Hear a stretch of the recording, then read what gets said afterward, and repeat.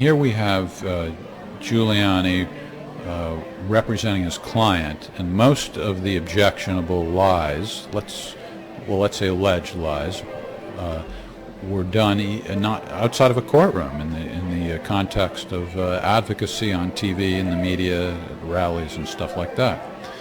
And Jonathan Turley, who I love, wrote an op-ed basically saying this should worry all lawyers. You don't seem that worried, though, Don. Are you? I am worried about it, absolutely. I think that good. I'm worried anytime the bar is going after an attorney.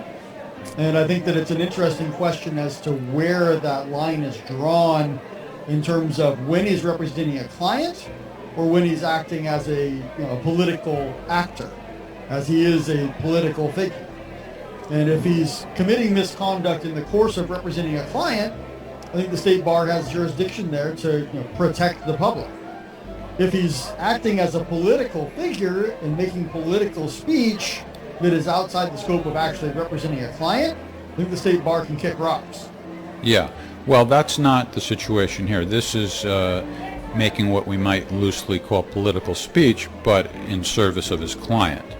So you're saying they have jurisdiction, but they don't do this with anybody else. I mean, isn't that the issue? Lawyers lie all the time, right? How many? I take offense to that.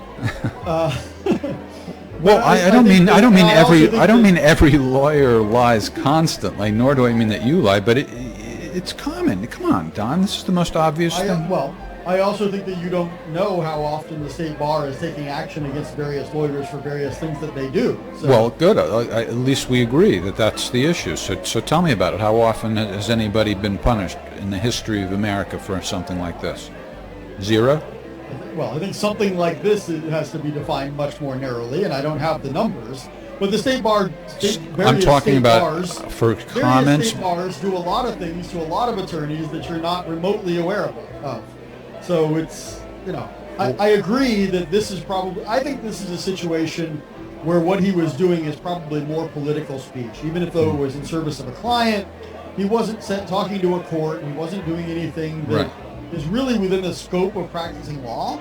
He wasn't doing anything any different than any other political operative or surrogate says to the media. And so I'm not sure that this conduct implicates his law license at all. I'm concerned about that. Yeah. Well, but on the other side, state bars do things that you never hear about all the time to various lawyers, and I don't have the statistics. No, but I don't think... what percentage of lawyers face discipline sometime in their career? I'm sure we could pull that up and see how often somebody has an issue with the bar. Well, so far nobody who's writing about this or commenting on this in the public has come up with a single example that's comparable.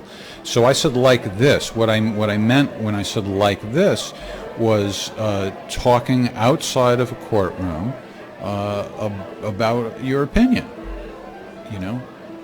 What might be what about all the people who claimed Trump colluded with Russia? There was nobody was punished or reprimanded officially for doing that kind of thing. Were any of those lawyers representing a client? If it's not, then the state bar doesn't have any place to say anything about it. Well, that's a fair question. I don't know. But there are other examples too. Like anytime there's a police shooting, whether no matter which side you might be rooting for or against, the lawyers say all kinds of things in the media.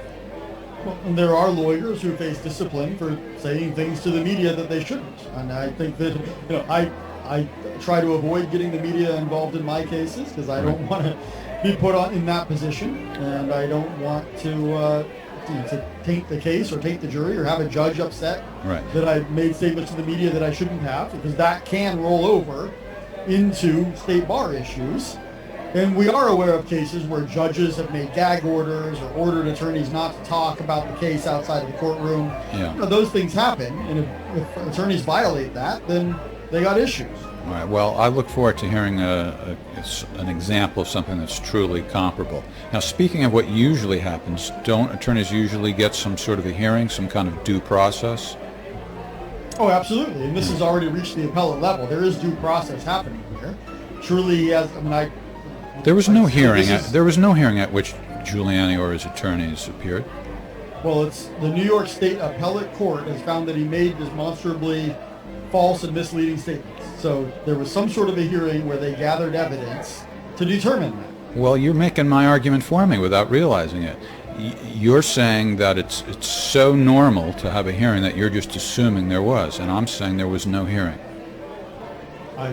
I assume there was some sort of a hearing. Right. You know. Well, you would assume that because that's called due process, and it didn't happen in this case. You know why? Because he's Trump's attorney. Well, This is the new California, there are McCarthyism. hearings